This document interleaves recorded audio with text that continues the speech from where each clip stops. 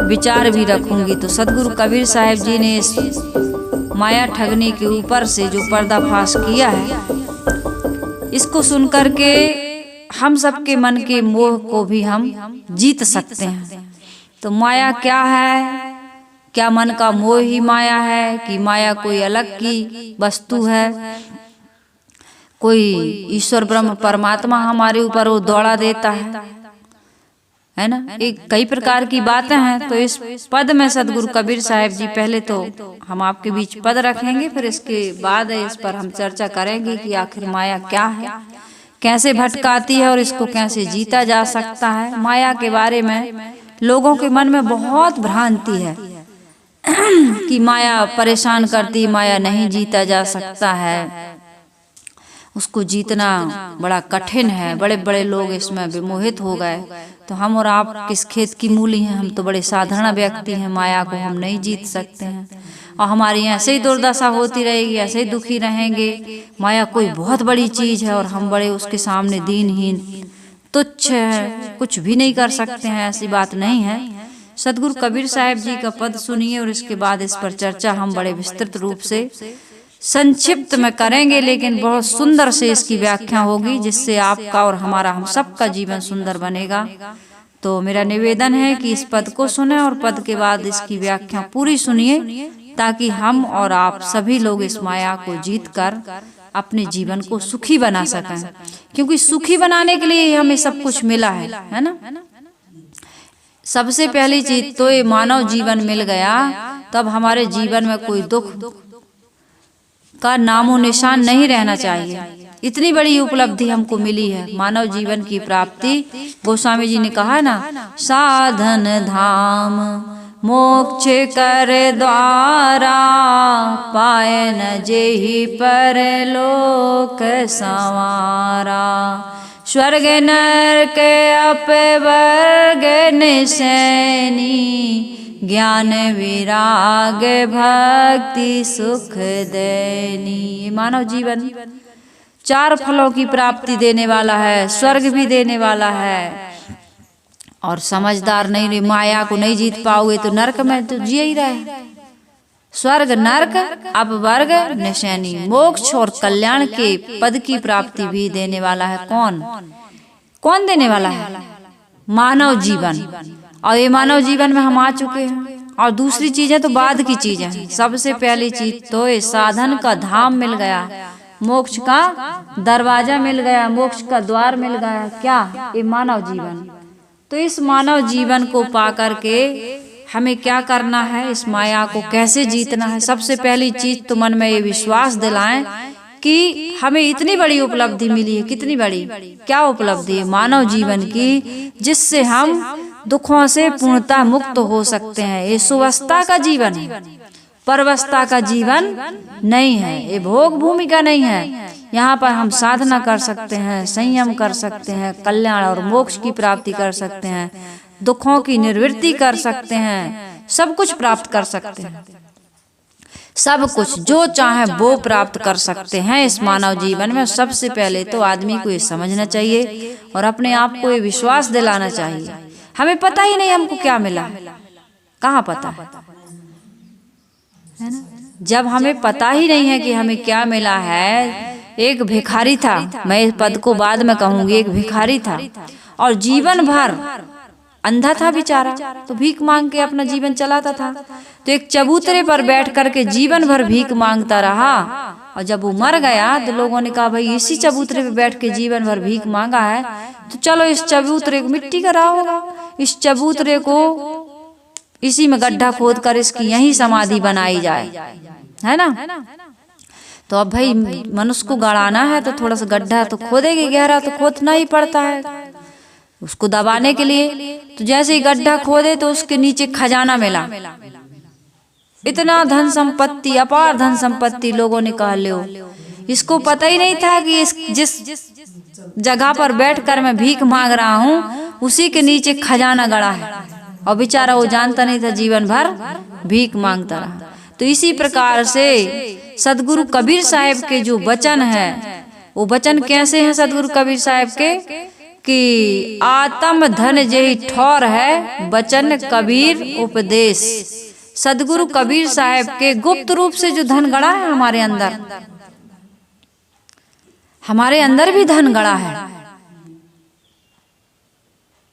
हमारे अंतःकरण में आत्मा रूपी परमात्मा जो विराजमान है इस शरीर के अंदर, वो उससे बड़ा धन और क्या है? वो है तो सारा धन है। आत्म धन जिसको कहा जाता है, यदि आत्म धन ना हो तो संसार के सारे धन बेकार है, किस काम के? आत्मा को निकल जाने दीजिए, फिर आपको किसी धन का महत्व नहीं रह जाएगा। ये शरीर धन भी समाप्त और भौतिक संपत्ति संबंध सब कुछ शरीर के जीव के निकलते ही शरीर के सारे नाते रिश्ते संबंध सब समाप्त हो जाते हैं। तो साहब के वचन क्या है? आत्म धन जेहि ठौर है, वचन कबीर उपदेश। सदगुरु कबीर साहब के जो उपदेश है, जो उनके वचन है, वे आत्म धन का बोध देने वाले, पहचान परख कराने वाले हैं। फिर हम दरिद्रता पूर्वक उस भिखारी की तरह भीख नहीं मांगेंगे, दुखी नहीं रहेंगे, रोएंगे, गिड़गिड़ाएंगे नहीं। इस जीवन को पा करके हम सफल और सार्थक बना लेंगे और सुखी हो जाएंगे। यहाँ तक हम कर सकते हैं कि हमेशा हमेशा के लिए आवागमन से आवो न जावो, मरो नहीं जीवो, साहेब मेट लगारी। ऐसा सदगुरु कबीर साहब जी का हमको ज्ञान मिल जाता है, ऐसी समझ जग जाती है कि हमारा आवागमन आवो न जाओ, मरो नहीं जीवो, न आना न है जाना, न मरना है ना जन्मना है। कैसे? साहेब मेट लगारी। साहेब का ऐसा बोध है, ऐसा ज्ञान है कि ये संसार का मोह माया आसक्ति अपने आप छूट जाती है, छोड़ना नहीं पड़ता। सांप में जहर है, ये बात बच्चे को पता चल जाए तो क्या वो बच्चा या व्यक्ति उस सांप को पकड़ने जाएगा? खुद भागेगा सांप से दूर। लेकिन जब तक बोध नहीं है बच्चे को कि ये सांप है, इसमें जहर है, काट देगा कि मर जाएंगे, तब तक वो उसी सांप को पकड़ने दौड़ता है, उसी आग को पकड़ने दौड़ता है, उसी जगह जाता है जहाँ उसकी हानि है। लेकिन जब समझ हो जाती है तो उसको छोड़ना नहीं पड़ता, अपने आप छूट जाता है। तो सदगुरु कबीर साहब जी के वचन हमें यही शिक्षा देते हैं, यही उपदेश देते हैं, यही संदेश देते हैं, मैसेज दे रहे हैं कि ये माया से तुमको सावधान रहना चाहिए। समझ जगी, बोध जगा तो अपने आप हमारा जीवन सुखी बन जाता है। साहब ने कहा ना, सकलों दुर्मति दूर करो, अच्छा जन्म बनाओ। दुर्बुद्धि को दूर कर दोगे तो जन्म बनाने की जरूरत नहीं पड़ेगी, अपने आप बन जाए। दुर्बुद्धि के कारण ही जीवन खराब हो गया, बर्बाद हो गया। तो सदगुरु कबीर साहब जी का यह पद मैं आपके बीच रख दूं। सदगुरु कबीर साहब जी कहते हैं, माया मह ठगनी हम जानी, माया मह ठगनी हम जानी। त्रिगुणी फांस लिए कर डोले, बोले मधुरी बानी। त्रिगुणी फांस लिए कर मधुरी बानी। केसव के कमला होए बैठी, शिव के भवन भवानी। माया मह ठगनी हम जानी, माया मह ठगनी हम जानी। केसव के कमला होए बैठी, शिव के भवन भवानी। पंडा के मूर्ति होए बैठी, पंडा के मूरत होए बैठी। तीरथ हूँ मैं पानी, माया मह ठगनी हम जानी, माया मह ठगनी हम जानी। योगी के योगिन होए बैठी, राजा के घर रानी। योगी के योगिन होए बैठी, राजा के घर रानी। काहू के हीरा होए बैठी, काहू के कौड़ी कानी। माया महाठगनी हम जानी, माया महाठगनी हम। भक्ता के भक्ति न होए बैठी, ब्रह्मा के ब्रह्मानी। भक्ता के भक्ति न होए बैठी, ब्रह्मा के ब्रह्मानी। कहीं कबीर सुनो भई संतोई, सब अकथ कहानी। माया महाठगनी हम जानी, माया महाठगनी हम जानी, माया महाठगनी हम जानी। सदगुरु कबीर साहब जी कह रहे हैं, हमने बहुत अच्छी तरह से यह जान लिया है कि माया महा ठगने वाली है। ठगने वाली अर्थात धोखेबाज। जो धोखेबाज होगा वही तो ठगेगा, ईमानदार ठगने वाला नहीं है। जो धोखेबाज है वही ठगता है। माया क्या है? धोखेबाज है, धोखा देती है। कैसे धोखा देती है? कैसे धोखा देती है? आप लोगों को धोखा हुआ कि नहीं हुआ? कैसे धोखा हुआ? कैसे होगा जी? धोखा दे जाती है ये माया। सदगुरु कबीर साहब कहते हैं ये माया हम सबको धोखा देती है। कैसे धोखा देती है भाई? माया माथे सींगड़ा। साहब कह रहे हैं माया के माथे पे सींग है। माया माथे सींगड़ा, लंबे 9 हाथ। 9 हाथ के सींग हैं। 9 की संख्या सबसे बड़ी होती है ना, इसलिए 9 कहा जाता है। कहते ना 9 मन तेल होगा न राधा नाचेगी। जब 9 मन तेल होगा तभी राधा नाचेगी। तो 9 की संख्या बड़ी होती है, इसलिए साहब बता रहे हैं कि माया माथे सींगड़ा। माया के माथे पे सींग है। 9 सींग नहीं, 9 हाथ के लंबे सींग माया के माथे पे। माया माथे सींगड़ा, लंबे 9 हाथ और आगे मारे सींगड़ा। आगे से जब वो आती है तो सींग मारती है और पाछे मारे लात। आते समय तो सींग मारती है और जब जाने लगती है तो लात मार के जाती है। तो भाई माया से हमें बचने की आवश्यकता है। माया आती है। माया क्या है? माया माया सब कहे, माया लखे न कोय। जो मन से ना उतरे, माया कहिए सोए। माया आते समय तो बड़ा आनंद होता है।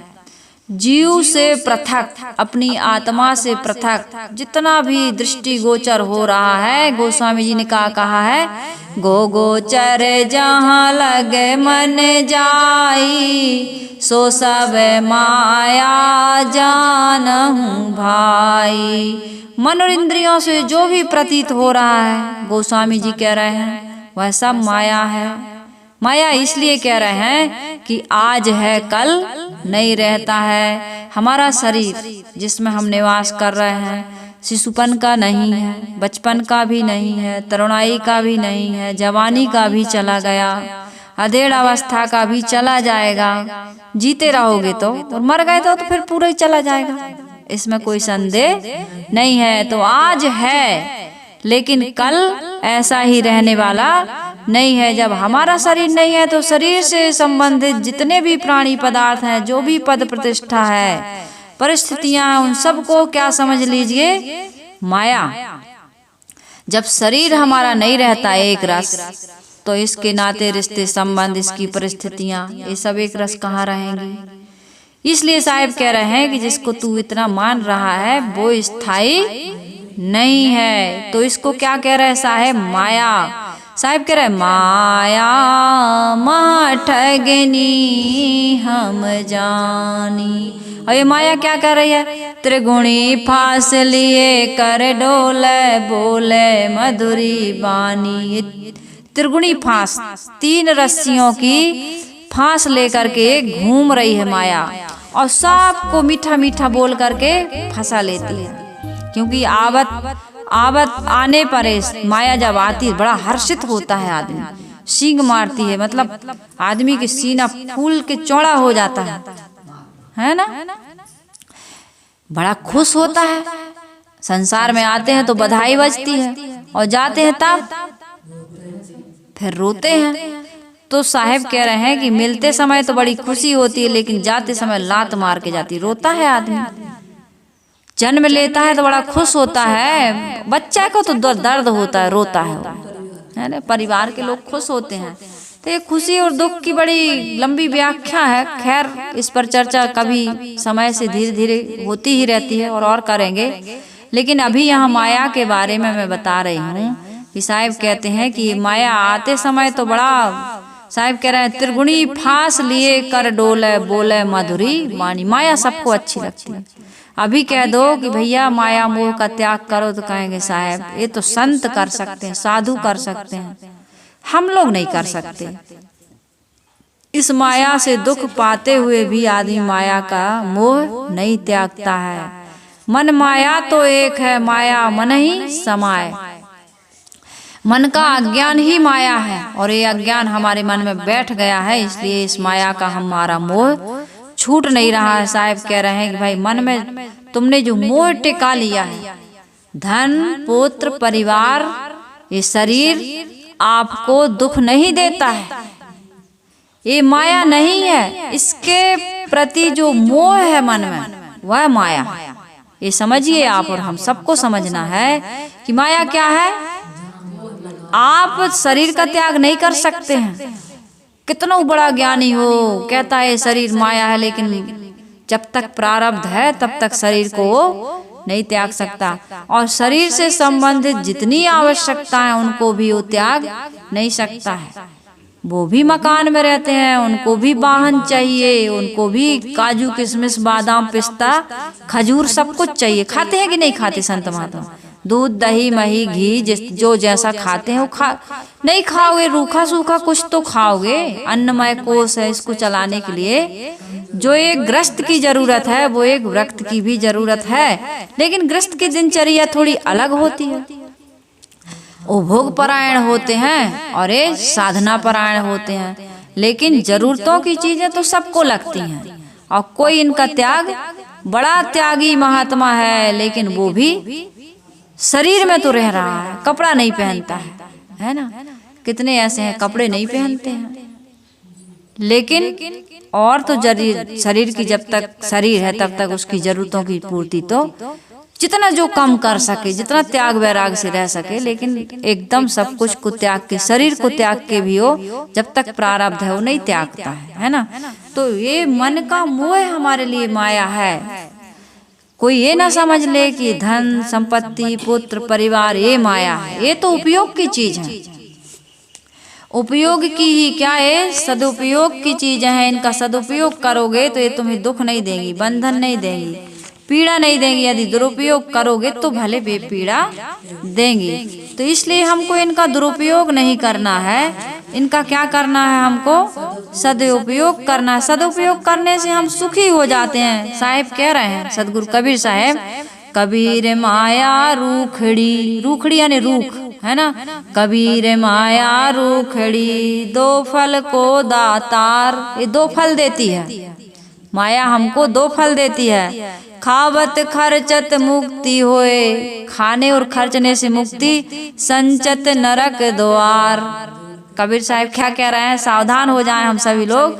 कबीर माया रूखड़ी दो फल की दातार, खावत खर्चत मुक्ति होए, खाने और खर्च करने से मुक्ति मिलती है, और संचत नरक द्वार। ये दो फल है माया के। माया मिली है, माया मतलब शरीर मिला है, ठीक है। शरीर से शुरू करते हैं हम, जड़ से शरीर मिला, और शरीर से संबंधित प्राणी और पदार्थ मिले, धन संपत्ति मिली, पुत्र परिवार मिला, समाज जिस समाज में हम रहते हैं वो मिला। तो अब इसका दो प्रकार से हम उपयोग कर सकते हैं। क्या कैसे दो प्रकार से, ध्यान नहीं बटना चाहिए, सुनो। दो प्रकार से हम उपयोग कर सकते हैं। कैसे? एक हम इसका सदुपयोग कर सकते हैं और एक इसका हम दुरुपयोग कर सकते हैं। ये हमारी समझ के ऊपर है ना। यहाँ नेकी बदी दो रास्ते हैं, गौर से सुन लो। तुम्हें चलना है जिस मार्ग से अपना रास्ता चुन लो, मगर चलने से पहले सोच लो अंजाम क्या होगा। भला कीजिए भला होगा, बुरा कीजिए बुरा होगा। इस प्रकार से सदुपयोग करोगे तो सुखी हो जाओगे, दुरुपयोग करोगे तो दुखी हो जाओगे, लेकिन उपयोग तो करना पड़ेगा। चाहे सदुपयोग कर लो चाहे दुरुपयोग कर लो, लेकिन उपयोग करना पड़ेगा। दुर्बुद्धि दुरुपयोग करती है और सद्बुद्धि सदुपयोग करती है। तो जिनकी सद्बुद्धि है, सदुपयोग करते हैं, वे सुखी होते हैं, और जिनकी दुर्बुद्धि है, दुरुपयोग करते हैं, वे दुखी होते हैं। समझ में आ रही बात है? अच्छे से समझिए, कोई चीज बुरी नहीं है, आप उसका उपयोग बुरा कर रहे हैं।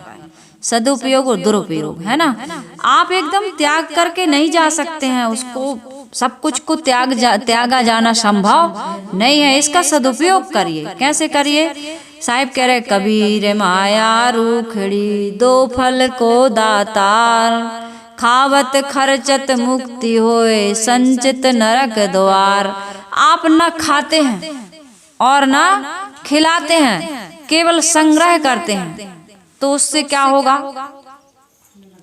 उससे तुम नरक में जाओगे। तुम्हारी खुद की तुम सुविधाओं का ध्यान नहीं रख पा रहे हो, न तुम उसको किसी के जीवन में सदुपयोग। जैसे आप लोग यहाँ आते हैं अमास पूर्णिमा को ही, क्या आप लोग तो अमास पूर्णिमा भी नहीं देखते। कोई दाल ले आता है, कोई चावल ले आता है, जिसके पास जो है माताएं आती हैं लाती हैं। मंदिरों में जाते हैं, नर्मदा जी के यहाँ जाते हैं, जो जहाँ तीर्थों में जाता है खर्च करता रहता ना। अच्छा, जो देने वाला है थोड़ा देता है, भले थोड़ा दे रहा है, जो देता है उसको कितनी खुशी होती है।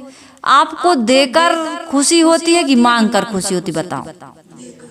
देने में खुशी होती है, इसलिए आदमी को देना सीखना चाहिए। हमको भी तो मिल ही रहा है, जो मिल रहा है वही तो हम दे रहे हैं। और जो आज मिला है वो कैसे मिला है पता है? कैसे मिला है? जो कुछ भी मिला है पूर्व के प्रारब्ध से मिला है और आज के पुरुषार्थ से। पहले हमने किसी को दिया होगा तब आज हमको मिल रहा है, और आज हम यदि परिश्रम ना करें तो वो स्थायी टिकने वाला भी नहीं है, वो वृद्धि होने वाली नहीं है। पथिक जी महाराज बहुत अच्छे संत हुए, उन्होंने कहा है, मिल रहा है वही तुमको जो कि पहले से दिए हो, उसी का फल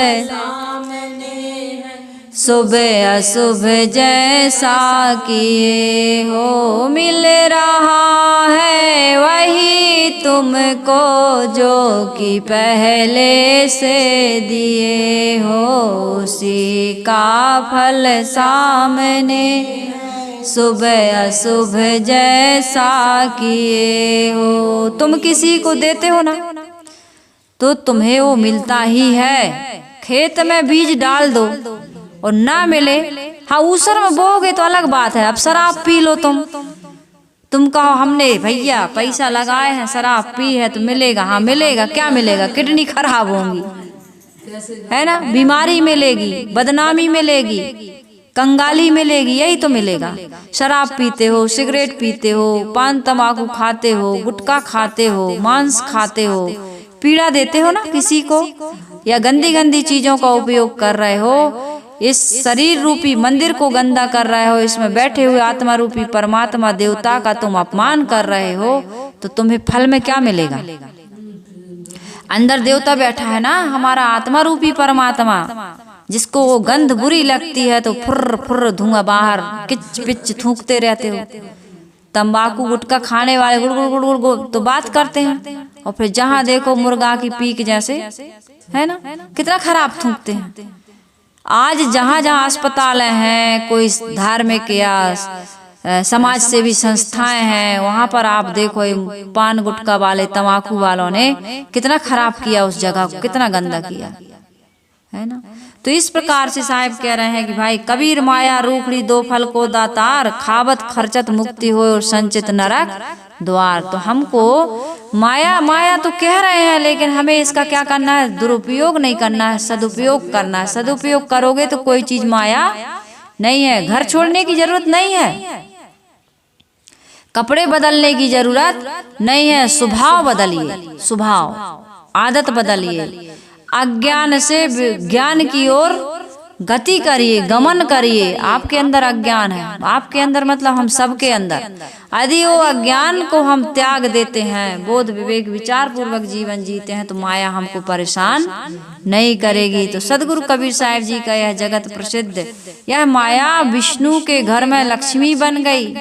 पत्नी बुरी थोड़ी है, पत्नी बुरी नहीं है, नहीं तो कहोगी भाई विष्णु जी के साथ में लक्ष्मी जी थी, विष्णु जी का पतन हो गया। हाँ, यदि तुम आसक्ति पूर्वक साधु संत हैं, क्या ग्रस्तों के घर नहीं जाते, क्या स्त्री का मुख नहीं देखते हो? कबीर साहब जो थे या कोई भी महापुरुष हो, स्त्री का उन लोगों ने मुख नहीं देखा क्या? उनको स्त्री का संपर्क नहीं हुआ होगा, स्त्री मिली ही नहीं होगी, ऐसी बात नहीं। लेकिन मन से हो बिल्कुल।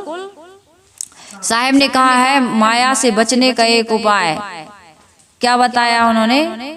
ज्यों आवे त्यों फेरी हो। माया का मोह मन में आते ही उसको त्याग दो। त्याग मन से होता है, शरीर से नहीं होता। एक होता है स्थूल त्याग और एक होता है सूक्ष्म त्याग। एक होता है मनन भोग और एक होता है स्थूल भोग। तो स्थूल भोग का त्याग कर दिया, लेकिन मनन भोग का नहीं किए तो एक दिन मनन भोग आपको स्थूल भोग की ओर ले जाएगा। तो कहते हैं मोटी माया सब तजें, जीनी तजी न जाए, पीर पैगंबर औलिया जीनी सबको खाए। मन में थोड़ा भी मोह है तुम्हारे, थोड़ा सा पटरी का थोड़ा सा पॉइंट बदलता है और ट्रेन की दिशा पूरी की पूरी बदल जाती है। छोटा भी अंकुर है तुम्हारे अंदर, काम का, क्रोध का, लोभ का, मोह का, किसी प्रकार के विकार का, तो वो थोड़ा मन में आता है। खूब विचार करके देखो। इसलिए मैं कहती हूँ ध्यान किया करो।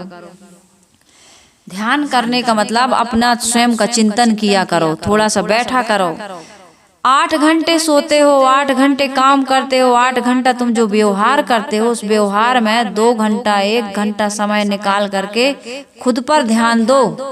खुद के लिए समय निकालो, पुत्र के लिए, परिवार के लिए, धन संपत्ति के लिए, सोने के लिए, शरीर के लिए। कुछ योगा करते हो, व्यायाम करते हो, प्राणायाम करते हो, परिश्रम करते हो, धन कमाते हो, सब कुछ करते हो, लेकिन खुद पर समय देते हो कि नहीं? कौन देता है खुद पर समय, बताओ? कुछ समय अपने लिए निकालो, खुद का चिंतन करो, मेरे अंदर क्या चल रहा है ना? खुद के लिए चिंतन करो, खुद के ऊपर विचार करो। तो मैं क्या कह रही थी आप लोगों को, है क्या कह रही थी? किस पर से मैंने कहा कि खुद पर समय निकालो? किस पर से कह रही थी बताओ, किसको याद है? मैं इस पर से कह रही थी कि भाई हमारे मन में मोह आ गया है, थोड़ा सा इस पर से विचार करिए आप कि मैं अपने लिए कितना समय निकालता हूँ, मेरे अपने गुण दोषों पर मैं कितना सुबह हूँ, कितना परवश हूँ। इस पर आदमी बिल्कुल चिंतन नहीं करता है, उसके लिए उसके पास टाइम नहीं है। तो मैं ये कह रही थी कि स्त्री पुत्र परिवार माया नहीं है। इसमें कह रहे हैं सदगुरु कबीर साहब, घर बदलने की आवश्यकता नहीं है, पत्नी पुत्र परिवार बदलने की आवश्यकता नहीं, मन बदलो। वहीं रह करके त्याग वैराग से रह सकते हो आप और सुखी हो सकते हो। अरे रोज रोज ज्ञान मिल रहा है आपको समाज से, जिनके साथ रह रहे हो, इस प्रकृति से। आपकी पत्नी आपके प्रतिकूल बोलती है, पति बोलता है, बच्चे बोलते हैं, आपकी बात नहीं मानते हैं, अपने मन का करते हैं, सब कुछ तो तुम्हें दिखाई दे रहा है। तुम जबरदस्ती जीवन बीत गया उनको समझाते, उनको सुधारते, उनको बदलते, है ना, कि भाई मान जाओ, ऐसा नहीं ऐसा करो, सुबह जल्दी उठ जाओ, तरह तरह की बात है, कितना बताऊं। ये सब करते करते तुम्हारा जीवन बीत गया, लेकिन तुम्हारे अनुसार नहीं हो रहा है। तो क्या तुम्हें ज्ञान नहीं हो रहा है कि मेरा कोई रोल नहीं है ना? मुझसे जितना बनता है मैं करूं, लेकिन इनसे मोह ममता आसक्ति ना बनाऊं। इनका अपना स्वभाव, इनका संस्कार, इनका कर्म, इनका प्रारब्ध अलग है और मेरा अलग है। तो मेरा जो उचित कर्तव्य है उसको निभाऊं और यहीं रह करके मोह माया आसक्ति का त्याग करूं। तुम किसी प्रकार से भला नहीं कर सकते। हाँ, तुम जैसे मैं शिक्षा दे रही हूँ, मेरा काम है शिक्षा देना, मेरा वहां तक, उसके बाद मेरा सब कुछ, मेरी सीमा रेखा वहीं तक है कि मैं उपदेश दूं। आप माने ना माने ये तो आपके ऊपर है। मेरी बातों से विचारों से कितने लोग लाभ लेते हैं और कितने नहीं ले पाते हैं, ये तो उसके ऊपर है। एक संत से कहा कि आपकी ये मान्यता है, आप ये मानते हैं और लोगों को भी अपनी बातें बताते हैं, क्या समाज का सुधार हो रहा है? उन्होंने कहा इससे मुझे क्या लेना देना,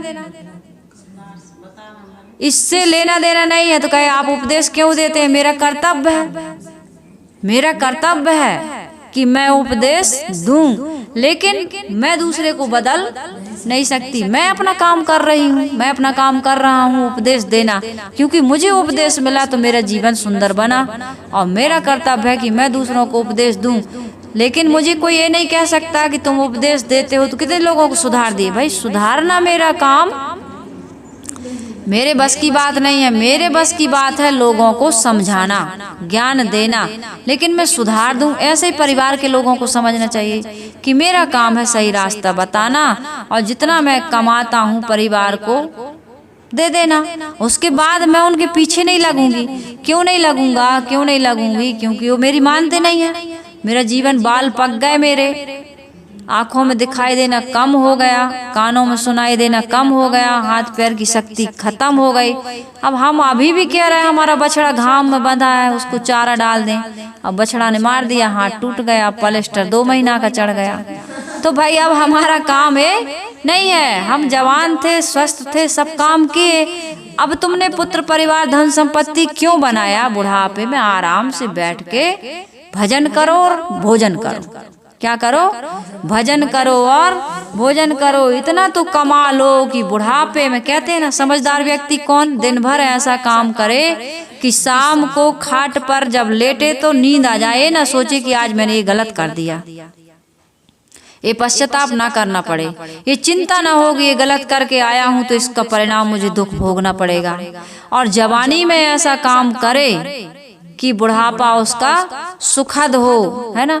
ऐसा भी कहते हैं कि भाई 8 महीने ऐसा काम करो, चौमासा। पहले तो चौमासा बैठ के ही काटते थे लोग, तो 4-8 महीने ऐसा काम करो कि चौमासा बरसात बढ़िया सुख पूर्वक घर में बैठ के रोज सुबह शाम भोजन कर सको। पहले का बड़ी गरीबी का समय था, तो 8 महीने ऐसा काम करो, चौमासा बैठ के खाओ। जवानी में ऐसा काम करो, बुढ़ापे में तुमको पश्चाताप ना हो। दिन भर ऐसा काम करो कि रात को सुख की नींद आ जाए, और जीवन भर ऐसा काम करो कि आपको मरती बेला किसी प्रकार का पश्चाताप ना रह जाए। तो मैं तो ये भी कहती हूँ बूढ़े सयाने लोग जवानी में इतना कमा लेना। अभी जवानों को मैं कह रही हूँ कि बुढ़ापे के लिए ऐसा कमा के रख लो, अपने लिए रूम, अपने लिए टॉयलेट बाथरूम। अब तो बाहर नहीं जा सकते हो, बाहर शक्ति भी नहीं है। अब तो सरकार के नियम भी है और तुम्हारे शरीर में शक्ति भी नहीं रहेगी। तो पैसा खर्च के लिए भी कुछ बचा के रख लेना। पेंशन भी दे देते हैं हम तो पेंशन भी दे देते। हम तो सब कुछ नाम कर दिए बच्चों के। हम कुछ ठन गोपाल, अब कहते हो कि संत को देना है, या कुछ बनाने की हिम्मत नहीं है साहब, कुछ बना बनाया या कुछ खरीद के खाने का मन हो रहा, कहीं घूमने का मन हो रहा। तुम अभी इतने बूढ़े नहीं हो गए कि तुम सब कुछ दे के बैठ गए, अंगूठा लगा के अंगूठा छाप बन गए, है ना। तो अंगूठा मत हिलाओ, कुछ भी मिलने वाला फिर नहीं है। जब तक शरीर है उसकी जरूरत है। तो ये ना समझ लेना कि माया महा ठगनी, हम जाने तो सब कुछ दान कर दो। जब तक जीवन है तब तक सब कुछ लगेगा। साहब कह रहे हैं कि सदगुरु कबीर साहब जी कह रहे हैं, त्रिगुणी फांस लिए कर डोले बोले मधुरी बानी, केशव के कमला होए बैठी शिव के भवन भवानी। केशव के कमला हो करके बैठ गई। सबको गिना रहे हैं साहब जी, पूरा गिनाते हैं। पद तो आपने सुन ही लिया है। यहाँ माया विष्णु के घर में लक्ष्मी बन गई, शिव के घर में भवानी बनकर बैठ गई, पंडे पुजारियों के यहाँ मूर्ति बन करके बैठ गई। मूर्ति भी माया है, अपने से पृथक है। ये मूर्ति भी माया है, अज्ञान है। और तीर्थों में पानी बन करके लोगों को छलने लगी। मन के मोह को ये काट नहीं सकते। कोई काट सकता है तीर्थ मूर्त? आप चाहे जितना वो पास रह लो, चाहे कुछ भी, भक्तों के घर में भक्त नहीं बन गई, सन्यास नहीं रखने लगे साधु लोग। और साध्वियाँ यदि किसी पर पुरुष, किसी भी पुरुष से संबंध रखती हैं, ज्यादा मिलती जुलती हैं, मेल जोल रखती हैं, अभेद बर्ताव करती हैं, तो जो बात साधु के लिए वही साध्वियों के लिए भी है। यहाँ कोई साधु और साध्वी की नहीं है। है बात मन के मोह की, किसी के भी मन में हो वो आपका पतन कर देगा। तो इसलिए सद्गुरु कबीर साहब जी कह रहे हैं कि स्त्री पुरुष का परस्पर अभेद बर्ताव होने से यह माया मोह उत्पन्न कर देता है। ये माया है, ये मोह उत्पन्न कर देता है। स्त्री पुरुष को चाहिए कि अभेद बर्ताव ना करे। साधक साधिकाओं को सावधान रहना चाहिए। संग दोष करने से कई प्रकार के विकार आते हैं और आदमी भ्रमित हो जाता है, पतित हो जाता है। प्राणी पदार्थों को लेकर साहेब कह रहे, काहू के हीरा हुए बैठी, काहू के कौड़ी कानी। किसी के यहाँ बहुत धन संपत्ति है और किसी के यहाँ बहुत थोड़ी है, लेकिन जिसके पास जितनी है उतना ही उसके लिए बांधने का काम करती है कि नहीं करती। तो इस साहेब कह रहे, पंडा के मूरत हुए बैठी तीरथ हूँ मैं। पानी पानी पत्थर मूर्ति जो कुछ भी है वो क्या है, निर्जीव है। उनमें तुम प्राण प्रतिष्ठा करने लगे, ये तुम्हारी माया ही तो है। मूर्ति में, एक पत्थर में प्राण की प्रतिष्ठा कैसे हो सकती है, इतनी सी समझ नहीं है। और आदमी उसको कहता है मैं प्राण की प्रतिष्ठा हो गई। पत्थरा में कैसे प्राण की, वो है तो पत्थर। आपका ये शरीर 5 तत्वों से बना है, इसमें से जीव एक बार निकल जाए और पंडित जी को बुला के कहो कि हमारे पिताजी या हमारे बेटा एकदम नौजवान स्वस्थ है, इसको अटैक आया और ये मर गया, थोड़ा इसमें पंडित जी प्राण प्रतिष्ठा कर दो, चाहे जितने पैसा का हो आप। और पंडित जी जब मूर्ति में प्राण फूंक सकते हैं तो इस 5 तत्वों के शरीर में भी प्राण फूंक दें तो हम मान लेंगे कि मूर्ति जिंदा हो गई, उसमें प्राण प्रतिष्ठा हो गई। ये कितना अज्ञान है, ये माया नहीं तो क्या है जो लोगों को ठग रही है। मूर्ति के सामने तुम भोग और मोक्ष मांगते हो और कहते हो कि मूर्ति मुस्कुराती है, हंसती है, सुनती है, प्रार्थना सुनती है। हमने नारियल रखा कि हे भोलेनाथ, हे शंकर भगवान, हे दुर्गा मैया, हे गणेश जी, अमुक अमुक फलाने ठिकाने देवता, हमारी चाबी गुम गई है, चाबी मिल जानी चाहिए। और वो चाबी हम बिल्कुल मिल गई हमें। हमारा बेटा परीक्षा में पास होना चाहिए, हम पास हो जाएं, जो भी है मांगते हैं लोग और हो जाता है, मनोकामना पूरी होती है। तो मूर्ति से कैसे मनोकामनाएं पूरी हो जाएंगी, इतना भी विचार नहीं है कि उसमें प्राण प्रतिष्ठा नहीं हो सकती। जब प्राण ही नहीं है तो सुनेगा कैसे। इस शरीर से प्राण निकल जाने दो, आत्मा निकल जाने। प्राण जड़ है, देखो किसी को भ्रम ना हो जाए, प्राण जड़ है। कैसे जड़ है, ये प्राण वायु से संबंधित, इसको प्राण कह देते हैं। ये हवा है, हवा ये प्राण है, आ रही है हवा, आ रही है, जा रही है, श्वास ले रहे हैं, छोड़ रहे हैं, पकड़ रहे हैं। आदमी सो जाता है ना, सो जाता है तो श्वास चलती रहती है कि नहीं चलती रहती। चोर आता है, सामान उठा के ले जाता है, लेकिन वो जानती नहीं है श्वास तो चल रही थी, लेकिन गहरी नींद में आप थे, आंख आपकी बंद थी, श्वास तो चल रही थी, लेकिन आपको यह पता नहीं कि चोर आया और सामान उठा के ले गया। और तुम कहते हो कि ये प्राण ही आत्मा है, तो प्राण आत्मा नहीं है, प्राण जड़ है। प्राण वायु उसको कहा जाता है, वायु जड़ है। तो मैं कह रही थी कि उसमें जब प्राण ही नहीं है, आत्मा ही नहीं है, तो वो तुम्हारी बातों को कैसे सुनेगा और कैसे भोग मोक्ष देगा। भोग और मोक्ष तो आदमी इस मानव जीवन में आकर के स्वयं के पुरुषार्थ से प्राप्त कर सकता है, ये समझ नहीं है। और बाकी दूसरी जो भी समझ है तुम्हारे पास, ये सब क्या कह रहे हैं साहेब, माया है। ये माया, ये माया ठगने वाली है, ये धोखा देने वाली, इसलिए उसको माया कहा गया। जो ठग है, जो धोखा देता है, उसको कबीर साहब माया कहते हैं। तो ये मूर्तियां हो, चाहे तीर्थ का पानी हो, चाहे जितने भी आप उपाय, धर्म ग्रंथ हो, पंथ हो, मत संप्रदाय हो, या ऐसे भ्रमित गुरु लोग हो, वो सब तुम्हें ठगने वाले जो हैं, तुम्हें अपना लक्ष्य अपने से दूर बताते हैं। तुम्हें किसी मूर्ति की पूजा करने के लिए, पानी पेड़ पहाड़ को पूजने के लिए कहते हैं, तो वो सब क्या धोखेबाज है, वो सब माया है। समझ रही हो? हाँ, तो ये सब क्या है, माया है। साहिब कह रहे हैं कि वो मूर्ति अपने ऊपर बैठी हुई मक्खी को नहीं भगा सकती। तुम्हारे दुख दूर कैसे करेगी? हाथ टूट गया, पैर टूट गया, कोई दुख आ गया, वो कैसे जोड़ सकती है? उसकी आंखें स्वयं चोर निकाल के ले जाते हैं। 17 बार मंदिर लूटा जाता है, सारी मूर्तियों को खंडित कर दिया जाता है, मंदिर के ऊपर मस्जिद बना दी जाती है, इतने लोग कट मर जाते हैं, भगवान नहीं आता है, नहीं बचाता है। और कहते हैं जब जब होए धर्म की हानि, बढ़ही असुर अधम अभिमानी। तब तब प्रभु धरे मनुज शरीरा, हरहि कृपा निधि सज्जन पीरा। तो वो तो राम के नाम पर कट के मर गए, फिर भी भगवान उन्हें बचाने के लिए कोई शरीर धारण करके नहीं आए, और आए तो ये मनुष्य शरीर में ही आएंगे वो। और इस मनुष्य शरीर में आए हुए मनुष्यों की आज कोई कद्र नहीं है। मनुष्य भोग और मोक्ष कहाँ मांग रहा है? पानी पेड़ पहाड़ के आगे।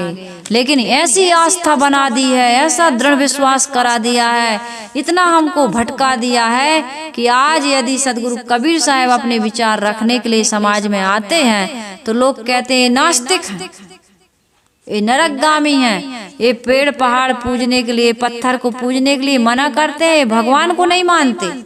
बताइए, सदगुरु कबीर साहब जी भगवान को मानते हैं कि हम और तुम अज्ञानी जैसे लोग भगवान को मानते हैं? जहाँ भगवान है ही नहीं वहाँ मनाने के लिए कह दिया, वहाँ विश्वास हमारा टिका दिया, वहाँ हमारी मान्यता दृढ़ करा दी, तो हम भगवान को मान रहे हैं कि भगवान का तिरस्कार कर रहा है? जहाँ ये भगवान बैठा है, गढ़ी है अपने हाथों से प्रभु ने 9 महीने में, बनाकर मूर्ति सुंदर बैठा है आप सीने में। न कोई पूजता उसको, लगे मृग जल के पीने में, भटकते द्वारका काशी फिरे मक्का मदीने में। घट में तुम्हारे परमात्मा विराजमान है, दिल माँ खोज, दिलई माँ खोजो, यह करीमा रामा। करीम और केशव, राम और रहीम, ईश्वर और अल्लाह, खुदा और गाड यहीं पर है, यहीं अंदर में तुम्हारे। और उस मनुष्य के साथ चोरी करते हो, डाका डालते हो, उसकी इज्जत लूट लेते हो, उसको खाने के लिए तुम मिलावटी वाली नकली सामान, आज बाजार में कितना केमिकल वाले सामान, दूध में पानी, धनिया में भी लीद है ना, दाल चावल में कंकड़ मिला देते हो, कपड़ा बेचते हो तो मीटर खिसका करके देते हो, ये सब तुम कर रहे हो। तुम्हारा जीवन सुंदर कैसे बनेगा? तुम्हें परमात्मा कैसे मिलेंगे? तुम्हें वस्तु अंते खोजे अंते, क्यों करावे हाथ सज्जन सोई सराइए, जो पारख रहा के साथ। सतगुरु कबीर साहब जी ज्ञान दे रहे हैं आपको, आंख में उंगली घुसा घुसा के आपको कुचक कुचक के जगा रहा है कि भैया वहाँ पथरा में भगवान नहीं है। तुम कितना है, हमारे गुरु जी ने बताया संसार पूज रहा, तुम कैसी बात कर रहे साहब? तो संसार के लोग क्या पागल हैं? अब लोकल वाले डिब्बा में तो खचाखच भीड़ भरी रहती, तुम उसी में जाओ, लेकिन एसी वाले की टिकट रिजर्वेशन कराने की शक्ति तुम्हारे पास नहीं है, तुम तो उसी में जाओगे। लड़ते झगड़ते धक्का मुक्का वही तो हो रहा है। आप उस जगह में जाओगे ही नहीं एसी में, और ज्यादा पैसे वाले हो तुम, फिर ऊपर ऊपर उड़ो बढ़िया, तुम्हें एसी में भी जाने की जरूरत नहीं है। और घंटों की यात्रा मिनटों में करो, है कि नहीं? आपको और ऐसी यात्रा जहाँ पर पानी के जहाज भी नहीं जाते, वहाँ ऊपर की जहाज जा रही। आज लोग विदेशों की यात्रा कर रहा है कि नहीं कर रहा है? और तुम आज भी वहीं अटके हो। कहाँ अटके हो? वही लोकल डिब्बा में घुसे जा रहे हैं। जा रहे नहीं? नहीं भैया यही में जाएंगे हम तो। एक बुजुर्ग थे, बेटा ने एसी का टिकट कटाया, बेटा पढ़ा लिखा था, बुजुर्ग ने कहा थोड़ा तीर्थ यात्रा करने की इच्छा है। बिल्कुल पिताजी, बचपन में मेरी आपने सारी इच्छाएं पूरी की हैं, आपकी यदि तीर्थ की इच्छा है तो जरूर जाइए। मैंने रिजर्वेशन करवा दिया। बेचारा ऑफिस गया तो इसने कहा कि भाई कोई हम गाड़ी से छुड़वा देते हैं। तो स्टेशन पर जब वो गया बूढ़ा, तो उसने कहा कि जहाँ सब लोग जा रहे हैं भैया हम तो इसी में जाएंगे, इसमें तो कोई आदमी नहीं दिख रहा है, कांच वाँच सब बंद है, दरवाजा बंद, मर जाएंगे वहाँ घुसेंगे तो हम नहीं जाएंगे वहाँ, हम तो यही जाएंगे जहाँ सब लोग। तो उसी में गया हो। तो जब समझ है ही नहीं, तुम कहते हो सब लोग पूज रहे हैं तो हम भी पूजेंगे, तो पूजो, फिर खाओ लात घूसा, मिलने वाला तो कुछ भी नहीं। आप जीवन भर सुई को ढूंढो चाहे सामान को ढूंढो, आपको मिलने वाली नहीं है। मिलेगा कब? जहाँ गिरी है, गुमी है, जहाँ रखी है वहीं मिलेगा, और जहाँ है ही नहीं वहाँ ढूंढोगे तो मिलने वाला। भगवान क्यों नहीं मिलते? इसीलिए नहीं मिलते। आप इंसान में भगवान खोज कर, अपने अंदर खोज करके देखिए, है हजूर, वो तो हाजिर हजूर है, मैं ठाड़ कहत हूँ अब तय संभर संभार, संभलो तुम अपने आप को, संभालो, भगवान तो तुम्हारे अंदर ही बैठा। सिया राम मैं सब जग जानी, करहूँ प्रणाम जोरे जुग पानी। हनुमान जी से कहा गया, हनुमान ने सीना फाड़ के बता दिया, देखो मेरे अंदर मैं सिया राम जानकी बैठे हैं मेरे सीने में। कहाँ बैठे हैं? सीने में। कहाँ रहते हैं भगवान? हृदय में। शंकर जी ने भी इस बात का बिल्कुल हम लोगों को प्रमाण दिया कि प्रभु राम मेरे हृदय में निवास करते हैं। शंकर जी के हृदय में कौन निवास करता है? राम। और राम के हृदय में कौन निवास करता है? शंकर। ये रामायण में कथाओं में आता है। और रामायण कह रही है कि सीता राम कहाँ बैठे हैं? सिया राम मैं सब जग जानी। उन्होंने नहीं कहा कि पेड़ और पहाड़ और पानी और पत्थर, नहीं कहा। रामायण में लिखा है कहीं पेड़ पहाड़ पत्थर में सिया राम है? नहीं है। ये तो तुमने श्रद्धा तिरेक में आकर के कह दिया कि भगवान कण कण में है। भगवान कण कण में नहीं, भगवान घट घट में है। जहाँ ज्ञान हो रहा है वहाँ भगवान है, और जहाँ भगवान है वहाँ ज्ञान न हो, ऐसा नहीं हो सकता है। पानी में यदि भगवान होते तो इतनी ज्यादा बारिश हो जाती है कि कितनों को बहा के ले जाता है पानी। ये वायु में भगवान होते तो ये भूचाल ना आता, भूकंप आ जाता है, भूचाल आ जाता है, ओले गिर जाते हैं, पानी बाढ़ आ जाती है, सूखा हो जाता है, आग लग जाती है, कितने नुकसान हो जाता है। सुनते हो कभी कितने लोग मर गए? बच्चे अस्पताल में आग लग गई, इतने आदमी मर गए, है ना। जनधन की हानि हो गई। तो भगवान ऐसा चाहता है? भगवान मार डालता है? वहां भगवान नहीं है भाई, इतना तो समझ रखिए आप। इतना समझ यदि आ जाएगा, ज्ञान आ जाएगा, तो साहिब कह रहे हैं फिर तुम माया से मुक्त हो जाएगा। माया के कई रूप हैं, माया का तो जितना वर्णन किया जाए कम है। तो मैं ये कह रही थी कि हमको ज्ञान होगा तभी हम माया से मुक्त होंगे। आपको हमको भटकने की आवश्यकता बस इतना ही उनका कहना है सदगुरु कबीर साहिब जी का कि मूर्ति या चित्र केवल स्मारक हैं। वे जिन महापुरुषों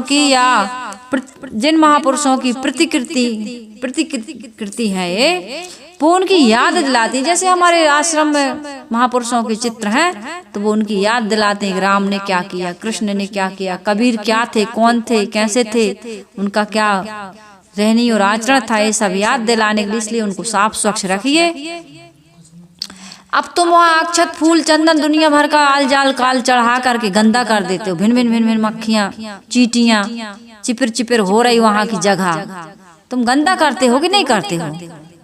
तुम खुद गंदे हो और वहाँ अरे वो खाते नहीं है, क्यों चावल छिड़क रहे उनके आगे हैं? कहीं चावल छिड़क रहा है, कहीं शक्कर छिड़क रहा है, कहीं लड्डू पेड़ा रख रहा है, वो नहीं खाते हैं, गंदा हो रहा वहाँ। तो साफ स्वच्छ रखिए, यही उनकी सेवा है, यही उनकी पूजा है। वहाँ गंदगी मत फैलाइए। फूल खिला है इतना सुंदर पेड़ में, फूल इतना सुंदर पेड़ में खिला है। पेड़ की शोभा फूल से है और फूल की शोभा पेड़ से है। एक दूसरे के पूरक है कि नहीं, है ना। फूल की सेवा पेड़ से, शोभा पेड़ से, और पेड़ की शोभा फूल फल से है। और तुमने तोड़ करके, फूल तोड़ करके चढ़ा दिया, कितने देर की शोभा है वो, अभी वो पैर के नीचे आएगा।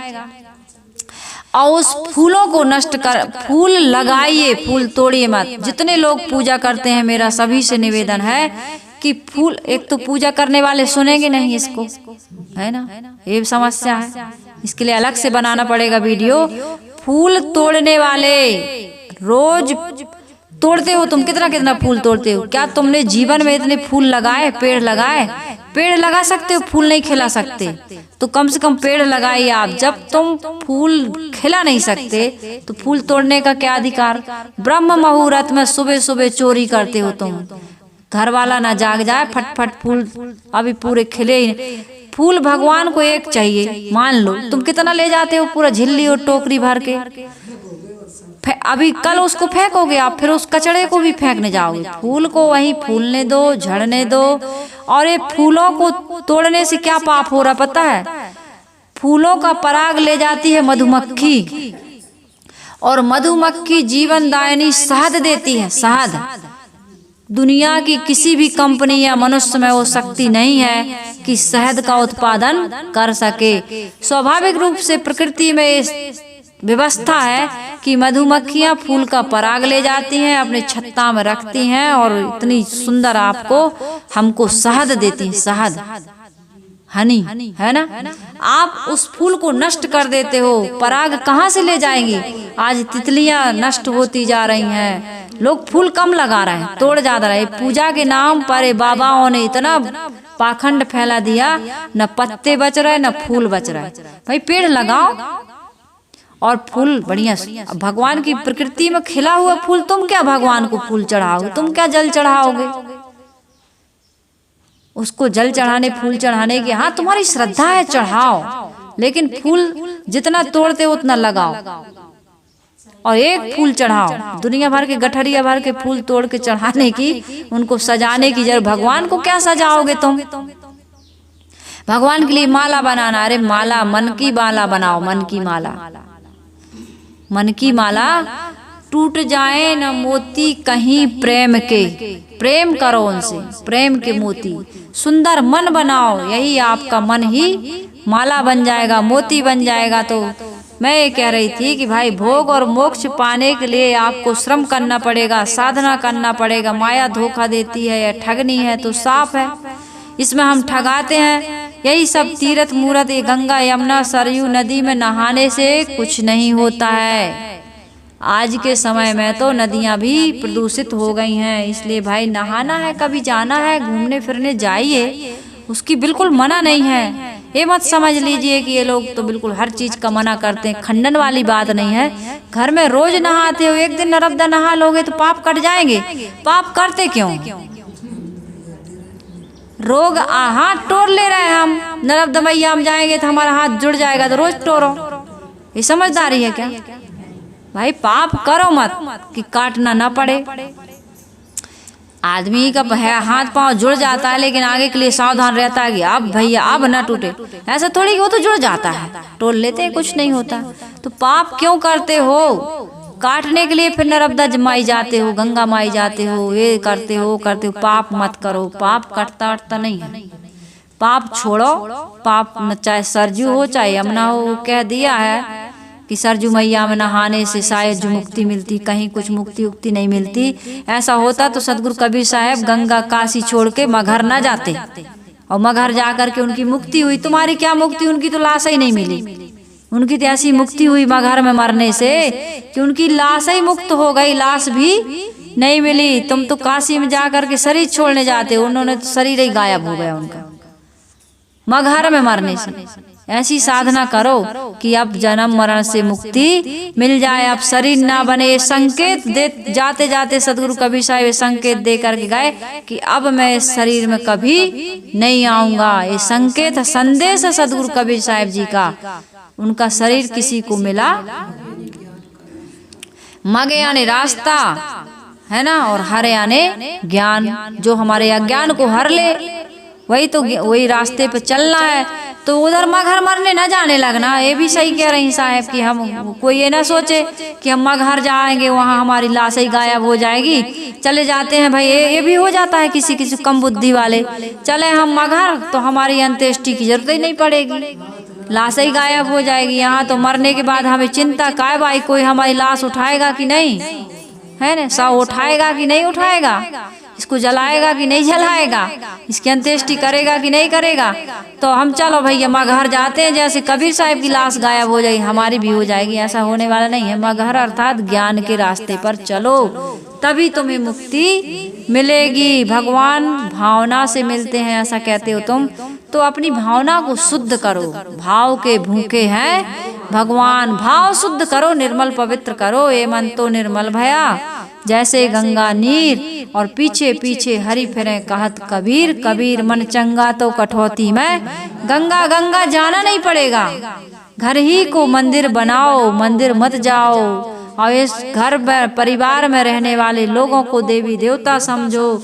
बाहर के देवी देवताओं का सृजन मत करो। जिस देवी देवता का सृजन भगवान ने किया, इस प्रकृति ने किया, उस देवता का, उस शरीर का, उस जीव जंतु का जीवन सुंदर बनाओ। तुम मारते हो, काटते हो, अपमानित करते हो, दुनिया के कर्म करते हो, इससे भगवान खुश होने वाले नहीं है, चाहे कुछ भी कर लो। और अपनी आत्मा ही को परमात्मा समझ करके उसका ध्यान करो, चिंतन करो। यही सदगुरु कबीर साहब माया से बचने का उपाय बताते हैं। सदगुरु कबीर साहब जी यह कह रहे हैं, ई सब अकथ कहानी। कितना कहूँ मैं, सदगुरु कबीर साहब भी कह रहे हैं, कितना कहूँ कि कौन कौन भूल गए इस माया में, सब भूले हैं। चाहे साधु हो, चाहे संत हो, चाहे सन्यासी हो, जो अपने से बाहर ईश्वर ब्रह्म परमात्मा मान रहे हैं, ये भी माया में पड़े हैं। हाँ, तो अपने से बाहर नहीं ढूंढना। पारदर्शी दृष्टि वाले सदगुरु कबीर साहब की नजरों से माया छिप नहीं सकती। कबीर कोई ऐसे वैसे ज्ञानी नहीं थे। खेत कबीरा नुन लिया, सेला बीने सूर, बची खुची तुलसी ने नुनी, जगत बटोरे धूल। ऐसा कहा गया है कबीर साहब के बारे में कि खेत कबीरा नुन लिया। जो खेत की फसल थी, सार सार, वो सब तो कबीर साहब ले गए। जीवन का सार यदि समझना है तो कबीर साहब की छत्र छाया में हमको आना पड़ेगा। ये ना कहो कि कबीर साहब 650 वर्ष से ही पहले हुए हैं। कबीर के विचार सनातन हैं। कबीर साहब का ये जो ज्ञान है वो बहुत पहले का ज्ञान है, जो उनको, जैसे आज मुझे ज्ञान मिला, मैं कहूँ मुझे कबीर साहब से मिला, लेकिन सदगुरु कबीर साहब को हमारी पुरानी परंपराओं से ये ज्ञान मिला था। और ज्ञान तो कभी नया पुराना नहीं होता, आत्मा कभी नई पुरानी नहीं होती। जिसको आत्मा का ज्ञान हो गया उसको शाश्वत सनातन ज्ञान हो गया। उनको आत्मज्ञान था, तो वो आत्मा 600 साल पुरानी थोड़ी है, आत्मा तो अनादिकाल की है। इसलिए उनको आत्मा का ज्ञान हुआ था, अनादि आदि अंत रहत ज्ञान हुआ था उनको उनका ज्ञान 600 वर्ष का नया या पुराना नहीं है। सदगुरु कबीर साहब का ज्ञान शाश्वत है, सनातन है, आज कल या परसों का नहीं है। सदगुरु कबीर साहब जी का ज्ञान आत्मज्ञान है, और उसे आत्मज्ञान में आकर के ही हमें मुक्ति और कल्याण मिल सकता है। माया से हम मुक्त हो सकते हैं। खैर, संतों ने अनेक प्रकार से इसकी व्याख्या की होगी। मैंने अपने समझ से आप सबके बीच कुछ प्रयास किया कि इस माया से हम कैसे बच सकते हैं। तो माया तुम्हारे आत्मा के अलावा जो कुछ भी है वो माया है। इसलिए आप माया का मोह त्यागो। माया नहीं त्यागना है, मोह त्यागिए। माया अपने आप त्यागी हुई है ना। तो आप सबके जीवन में, मानव जीवन की सफलता और सार्थकता के लिए मैंने सदगुरु कबीर साहब जी की वाणी रखी। सबका जीवन सुखद हो और आपके जीवन में किसी प्रकार का दुख ना हो। प्रसन्नता और खुशी, हर्षोल्लास के साथ, सबके साथ प्रेम का व्यवहार करते हुए, जो भी मिला है इसका सदुपयोग करते हुए, आत्म कल्याण करते हुए आप सब सुखी हों, समृद्ध हों। इन्हीं शुभकामनाओं के साथ वाणी को विराम दे रही हूँ। आइए हम सभी लोग गुरु वंदना कर लेते हैं। वंदन है गुरुदेव तुमको, वंदन है गुरुदेव, वंदन है गुरुदेव तुमको, वंदन है गुरुदेव। जाल के फंदा भारी, काल जाल के फंदा भारी, परख लखायो भेव तुमको, परख लखायो भेव